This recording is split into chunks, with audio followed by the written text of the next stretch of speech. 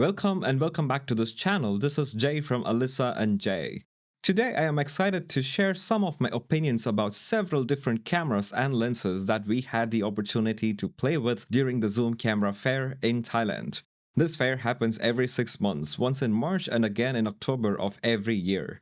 So if you're someone like me who likes to play with the latest and greatest cameras and lenses, and if you're staying in Thailand, you can consider visiting there. Since I have a lot to talk about, I split this entire experience into multiple videos. This video is just one part of the series of videos yet to come or already available in the playlist. You can check out this playlist called Zoom Camera Fair March 2024 in this channel. Now let's get to the content. This lens comes about 200 kgs. Sorry. This lens comes about 2 kilograms. 2 kilograms is not a bad weight for the zoom range 180 to 600 millimeter lens. And let's see how it fares with Sony lens. Sony, I find the lens itself to be painted in white, and also it has got like very streamlined body, which means it's very comfortable to hold. Comparing this lens with Nikon's own 200 to 500 millimeter lens, I think this lens is much better to hold it. It feels much sturdier. The build quality feels really durable as well. The price is, of course, double the price of 200 to 500 millimeter lens, and also it's like very well made. As you can see here, the zoom ring is very smooth. It's got internal zoom for the lens. The control ring can be mapped with other functions for the lens as well. It's got so many buttons that you can press. One thing I noticed is that this doesn't have the rubber end for the hood.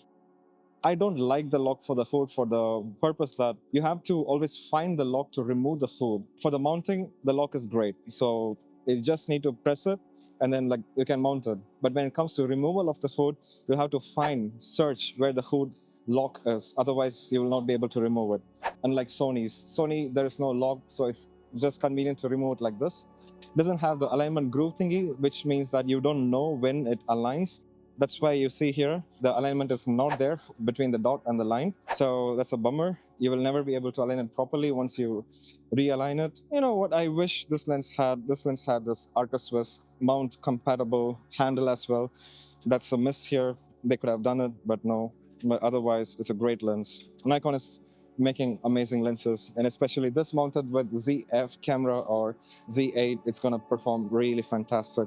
Hello folks, this is Editor J. I want to say a few things. Both these lenses have similar kind of flaws, and both these lenses have similar kind of image quality. Sony is on the heavier end, while the Nikon is on the lighter end. Sony has a wider range of cameras that can utilize this lens, while Nikon is coming up with much better quality cameras. If you were to consider either of these lenses, it's definitely going to be the ecosystem that matters the most. Functionality-wise, both these lenses perform very similar. Right from the construction, image quality, the features, and etc, etc, etc. The Nikon is just a little bit wider, but otherwise, both these Sony and Nikon lenses perform really similar. If you were to decide upon which lens is going to be your wildlife lens, and if you're a person who is thinking about which ecosystem to choose, either it is Nikon or Sony, I highly recommend you to go with the Nikon. Why? Because this lens is just a minor part of the bigger picture. When you consider the camera that Nikon offers, I think Nikon cameras are much better value for money, and so I would highly recommend you to choose the Nikon glass and the cameras and go with the Nikon ecosystem. And Nikon is going to bring some amazing quality camera and lenses in the future. And also Nikon ecosystem also has the 600mm f5.6 prime lens that is fantastic and lightweight.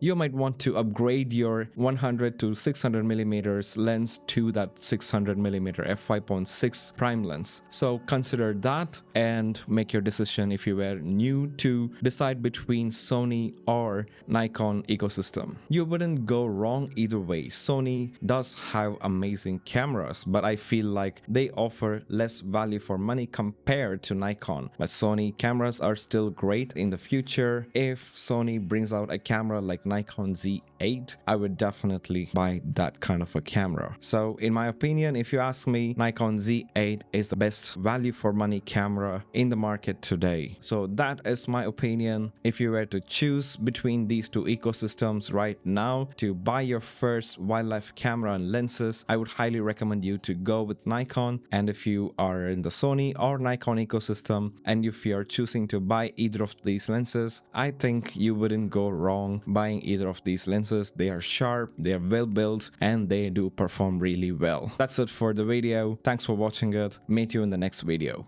Let me take a moment to tell you, Alissa and I, we love to travel, and we bring the beauty around the world to you in the form of travel vlogs. If you're interested in traveling and would like to know more about travel gears and itineraries, you should check out our playlist of countries and reviews. It will help you to understand your destination and what to carry during those trips. This is all free, and you can show us your support by watching those videos. If you enjoy our content, whether it's travel vlogs or gear reviews, and would like to have access to our exclusive content, please support us on Patreon using the link in the description below.